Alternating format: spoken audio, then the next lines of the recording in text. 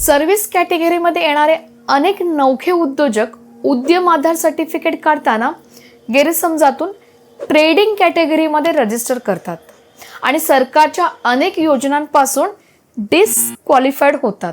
बिझनेसच्या प्रमुख 2 कॅटेगरीज आहेत. एक म्हणजे मॅन्युफॅक्चरिंग आणि दुसरं म्हणजे सर्व्हिस सेक्टर. रॉ मटेरियल पासून फिनिश प्रोडक्ट तयार करणं म्हणजे मॅन्युफॅक्चरिंग. रेडीमेड प्रोडक्टवरती ब्रँडिंग, पॅकेजिंग आणि लेबलिंग करून आपल्या आयडियानुसार ते मार्केटमध्ये विकणं येतं सर्व्हिस कॅटेगरीत. ट्रेडिंग मर्यादित असतं. एखादी वस्तू विदाउट ब्रँडिंग, पॅकेजिंग आणि लेबलिंग करून जशीच्या तशी दुसऱ्याला विकणं. गडबड कुठे होते तर काहींचा असा समज होतो की आपण एखाद्या राज्यातून किंवा दुसऱ्या व्यक्तीकडून ती वस्तू रेडीमेड घेतली म्हणजे केवळ ट्रेडिंग केलं.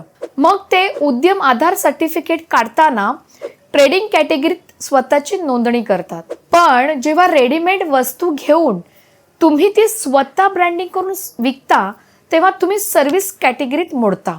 हे लक्षात घ्या. कारण मॅन्युफॅक्चरिंग आणि सर्व्हिस कॅटेगरीच्या तुलनेत ट्रेडिंग कॅटेगरीत सरकारी योजनांचा फार कमी लाभ मिळतो. त्यामुळे जपून कॅटेगरी निवडा.